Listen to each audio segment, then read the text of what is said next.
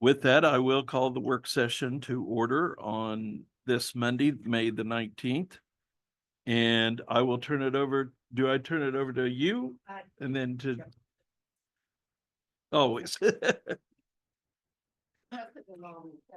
Words to say, so at a high level, and then we will walk you through the handout that you have. Very few things have changed from our April 28th budget work session. You got the budget book, then we emailed it to you electronically yesterday, and then Kent sent out this handout. Right. So our intent is to focus on the handout and answer any questions that you have. So Did you have some dates you were gonna, when we talked in here? we already did that, Kent. Okay, good. This board is efficient. Have you done your dates? On here, Uh-huh. because I need to look at my old fashioned paper calendar. But you will do it right, and we're saving you 5 emails on it. So, That's perfect. all right. So you are up, Kent. Okay.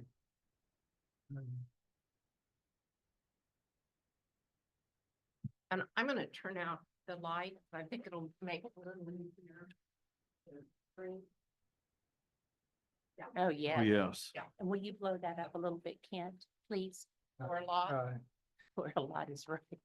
This is what you have in front of you. So I don't know that we need the screen other than to have it up there for posterity for those who look at this on the YouTube video. So this is a document, it's in front of you. And what this does is summarize the change since the April 28th meeting, when we gave you this document here, the operating budget. And the only change really is the difference in the revenues we're projecting for student tuition and fees and the associated scholarships that go along with that. So the first page here is just a summary. And you can see that it shows $201,692 more now than we showed you on April 28th. And that's all in tuition fees. If you turn to the next page, it shows you the detail of that. And it shows in-district tuition actually going down. The reason for that is when we went ahead and took this increase that you approved over the recommendation, in looking at that, I determined that we probably need to take a $50 increase to scholarship fees. So you see down in line 6, there's a $67,000 addition to scholarship fees. So that's actually 50 cents out of every credit hour. And since we didn't change the $5 overall increase to in-district, the actual in-district rate for tuition is going down by 50 cents, which is, it's remains $5 for tuition and fees. So I don't want to belabor that, but you see there's an increase then to the out-district tuition, the out-state, and international. Then on the next page, OB7, see that we added scholarships of 40,338. And basically, as a rule of thumb, what I do for estimation purposes is take 2% of the tuition and fee revenue to scholarship fees. So these are fees that go up, or excuse me, scholarships that go up automatically when the tuition rate goes up. Mostly in state, a little bit in out of state, because there's an in-state portion of that that's scholarship. But like, say, a athletic or fine arts scholarship where they get tuition and fees, when the tuition rate goes up, then we have to raise the scholarship rate because they get tuition and books in their scholarship. So that's why when tuition rate goes up, we have to adjust the scholarship expense at the same time. So those are the only two real changes for FY '26 recommended budget. And it's summarized there on page OB5. Then you go back to OB8 and OB9. This is probably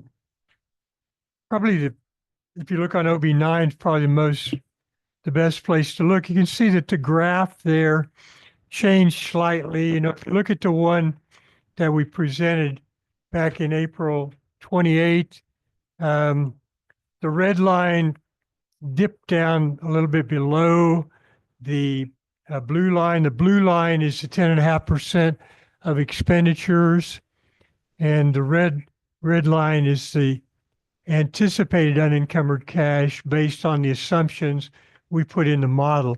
So it changed by that 200,000 a year and brought it up a little bit. You know, if you want to go back and look at OB9 on the April 25th model, you could see that it has increased just a little bit. So those are the only real changes that we've made. I don't know if you have any questions about that. We want to, of course, visit with you a little bit about where we're heading in the future here. So I'd stop. The next thing I want to do is hand out a little timeline here, but I'd stop to see if there are any questions before we have the timeline discussion. Why is the payroll so much more 26 to 27? It's $2 be- million additional payroll. Yeah, because it has the raise, it has a projected raise. So if you look at OB9, they're up in the assumptions. We're again assuming a salary increase for YE 27 of 3%, an equity adjustment of 0.5%, and a health insurance increase of 10%.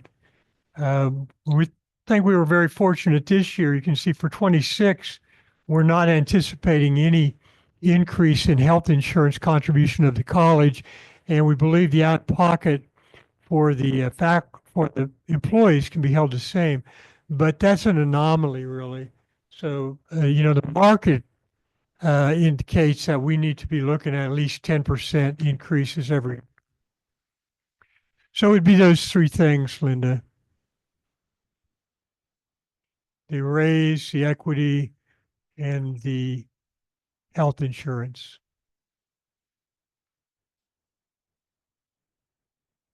Other questions?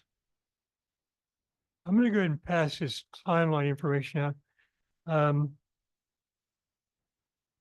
believe there's enough to go around here. I have 15 copies. So I want to make sure everybody on the board gets a copy.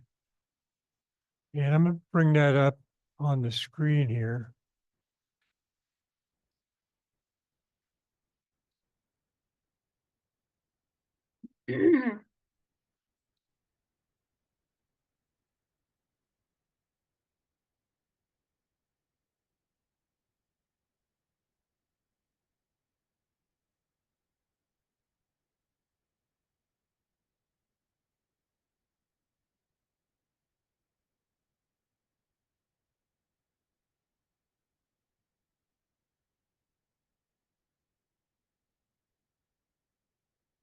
You just say one for Forrest. I didn't think that. Was there one put at his desk for later on? One of these budget timelines. Okay.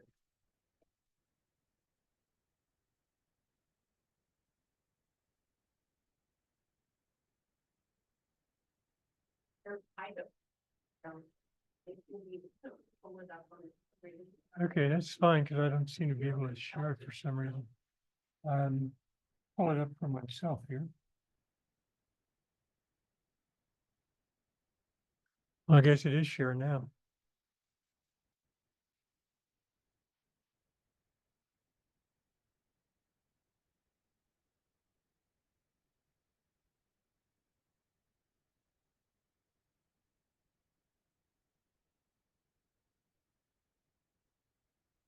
Okay, so this is the budget timeline for exceeding the revenue neutral rate. And obviously, our budget proposal is assuming that we will exceed the revenue neutral rate. If for any reason the board decided not to exceed the revenue neutral rate, there's a completely different timeline. You would have to have a special board meeting at the end of July, and you would have the budget hearing in August. But again, we have made this proposed budget, assuming that will exceed the revenue neutral rate. We believe there's support for that on the board as a whole. We do want to confirm that as soon as we can with you. So So- Kent, if I could chime in for a minute, Yeah. like you're gonna say. We have verified with our other colleges. To the best of our knowledge, no college is raising its mill levy, but several are taking the increase in assessed valuation. Thank you. She told me many times not to forget to say that, so.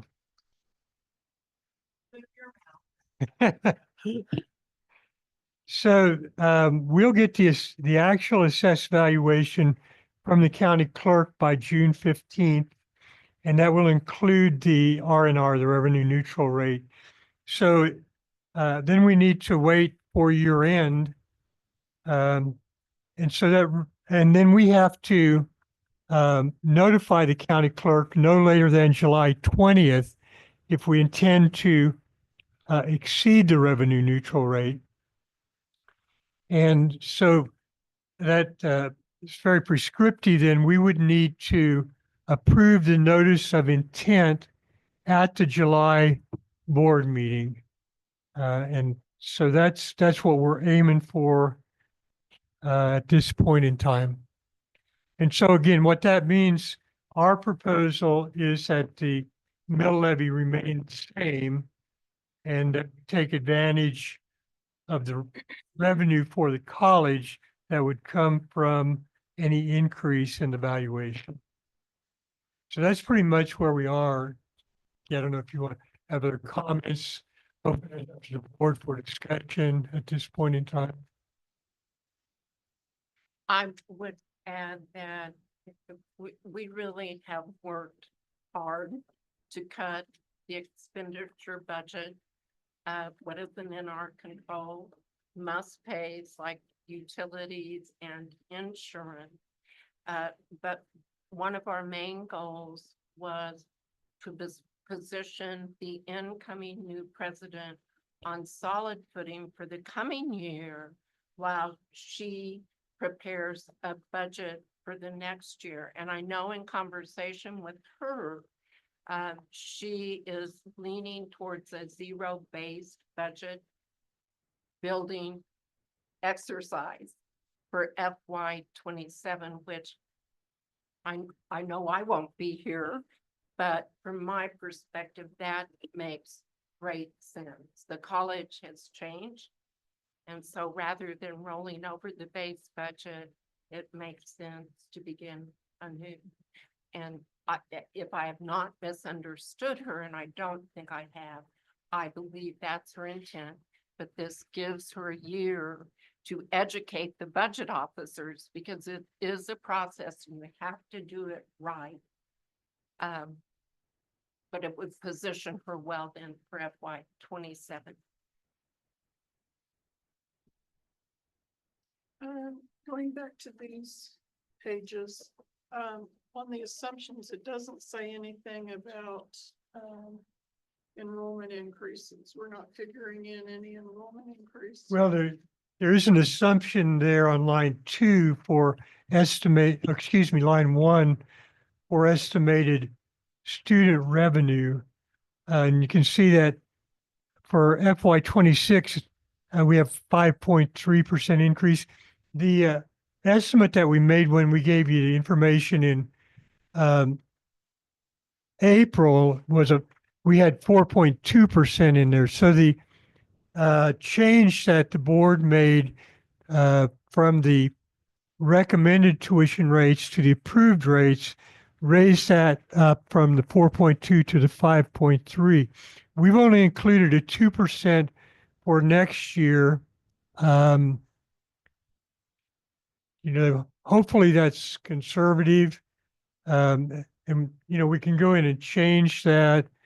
We're not anticipating any enrollment growth for the next 2 years in this model. We're Chime in again, though, while no increase is built in, our goal is to increase enrollment. And I'd like to, well, it's not that I would like to put you on the spot, Jessica, but I would like you to chime in on that, especially based on our conversation this morning and how we're trending. So it's not in the model, but it is our expectation to have enrollment growth. Yes, we have, our goal is to increase, about 5%. For our enrollment coach territories and 3% overall.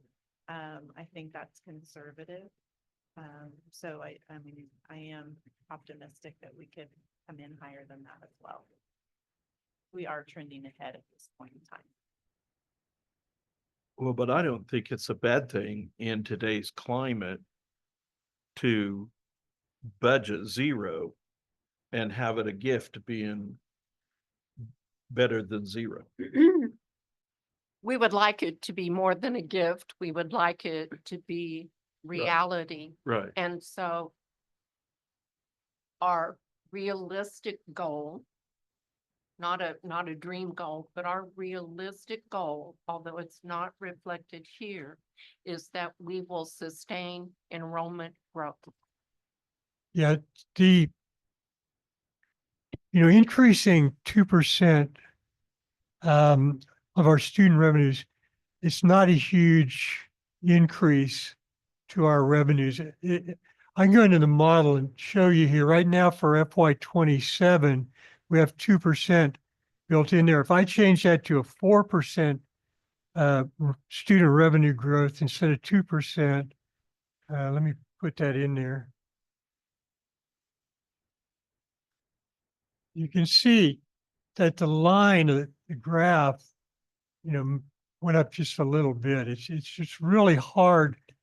Like the changes that the board made did increase our projected revenue by about $200,000, but it's not.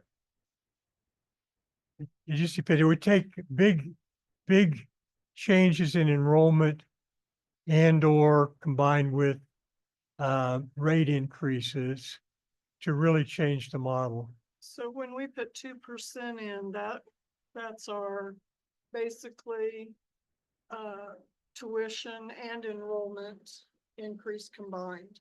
Right.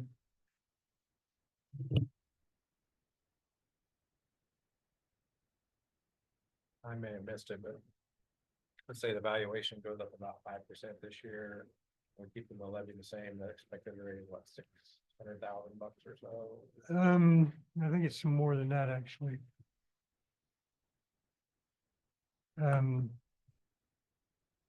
Say raise, I mean raise tax. I think that's probably about right. Let me see.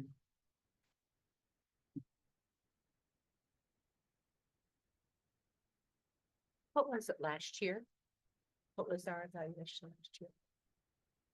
There's like 4.5 was the increase last year. 4.5%. Next year.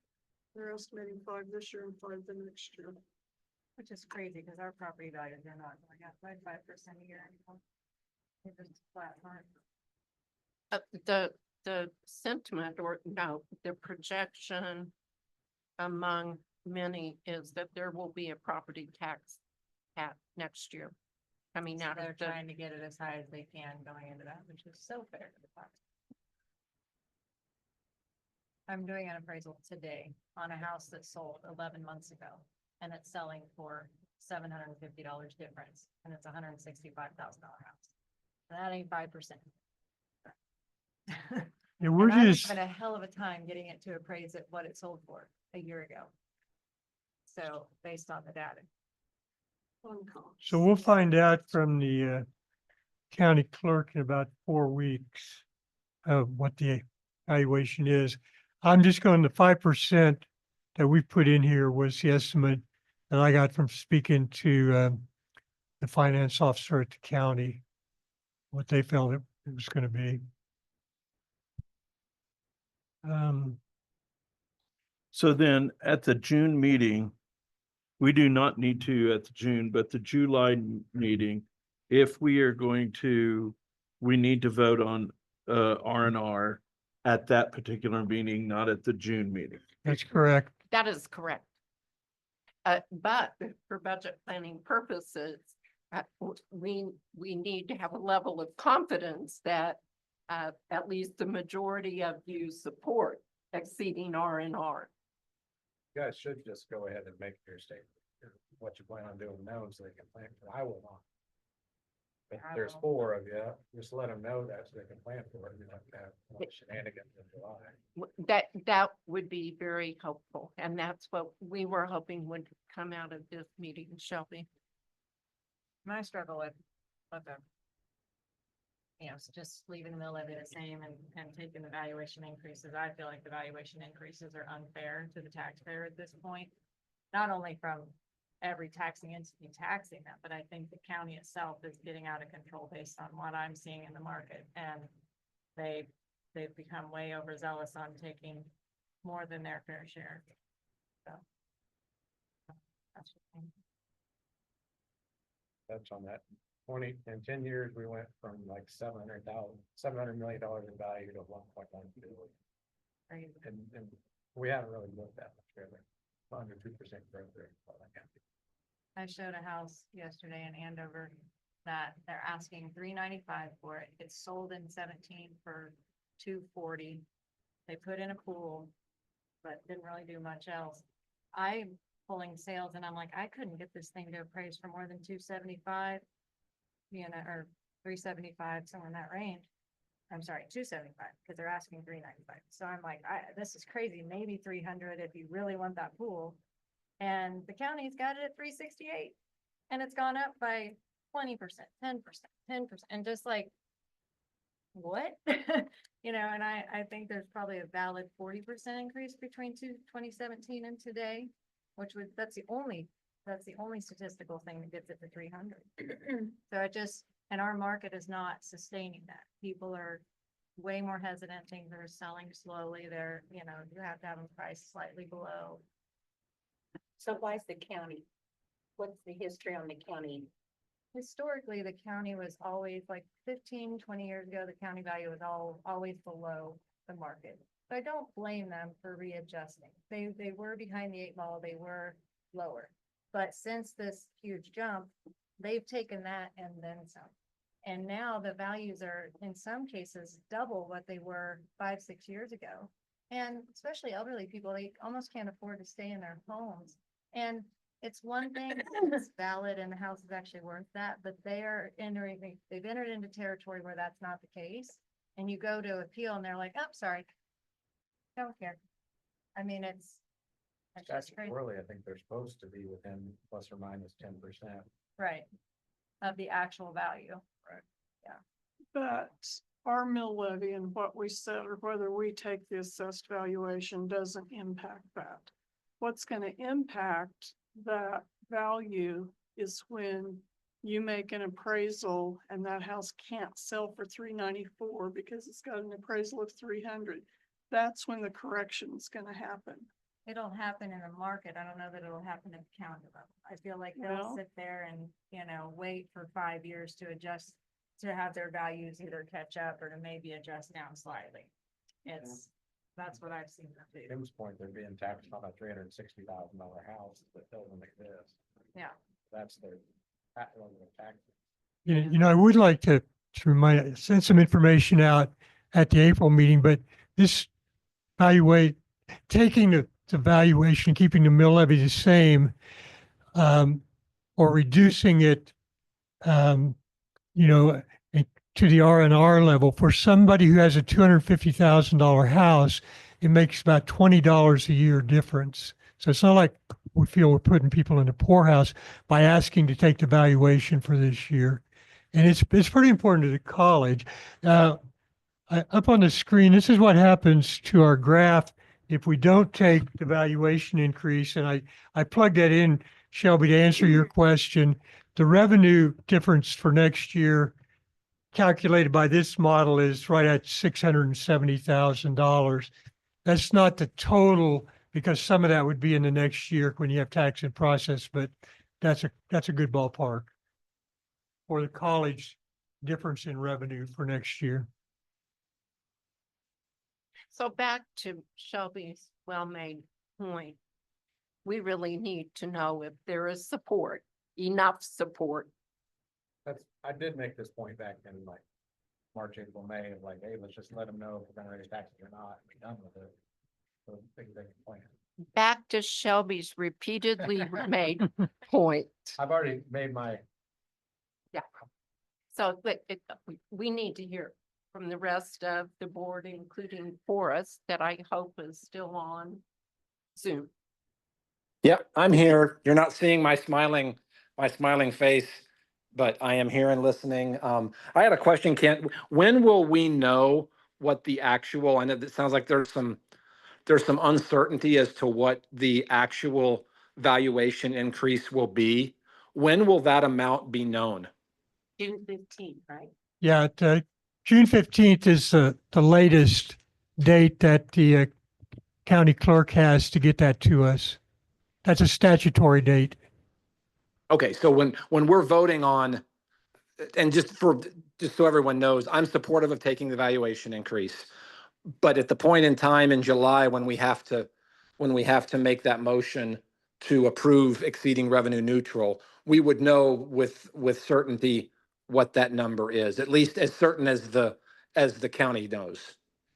You're correct. It's still an estimated valuation, but it's the official estimated valuation that the county clerk gives us.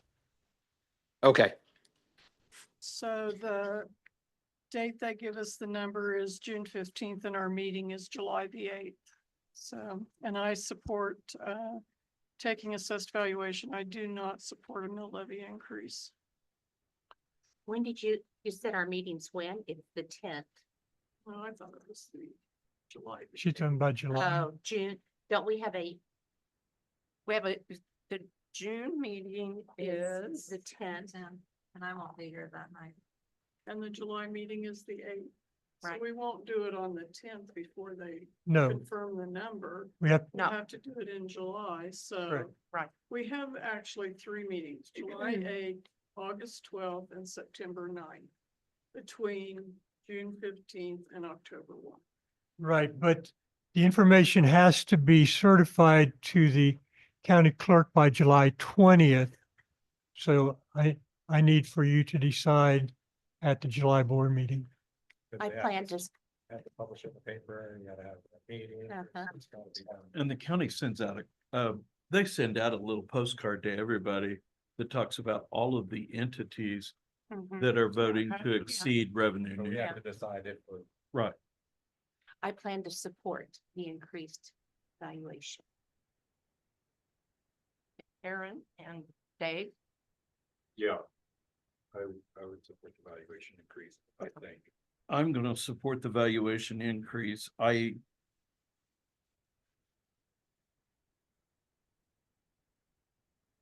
I'm not gonna support it, like Linda, the increase in a mill levy, but I also feel that we've missed out on a lot of years where could have benefited from just that increase in valuation, and we have to pay it anyway. I mean, our valuations are not gonna go down just because we don't take it. That valuation is gonna go to somebody. I think it's crazy because somebody asked me if I was gonna go and I at one time disputed the value of my house, but I was able to show where houses had decreased in value. There's been 6 houses that are very similar to mine that have sold on my block. And it is at well over what the assessed value that they sent me to, you know, and I don't know who's getting it, but they're getting it. And so I know that, you know, it is crazy. It's crazy for those of us who are on fixed incomes.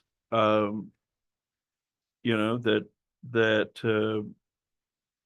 but I also know that if you do not see an increase in assessed value, you're living in a dying town.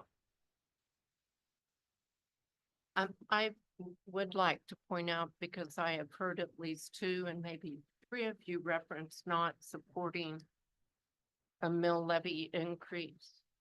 And admittedly, as we began to build the budget, we did have a mill levy increase in there. We heard you.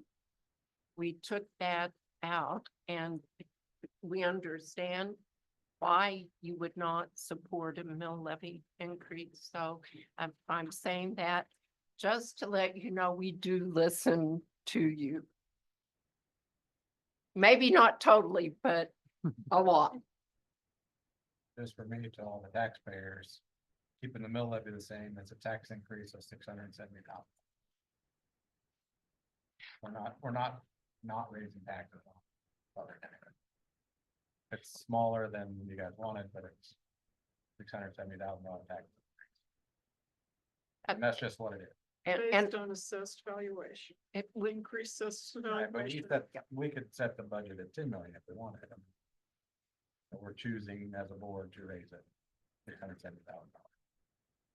you know, I don't mean to be repetitive, but the administration believes, after living with the numbers, that this is the best budget to bring forward to position your new president for the coming year.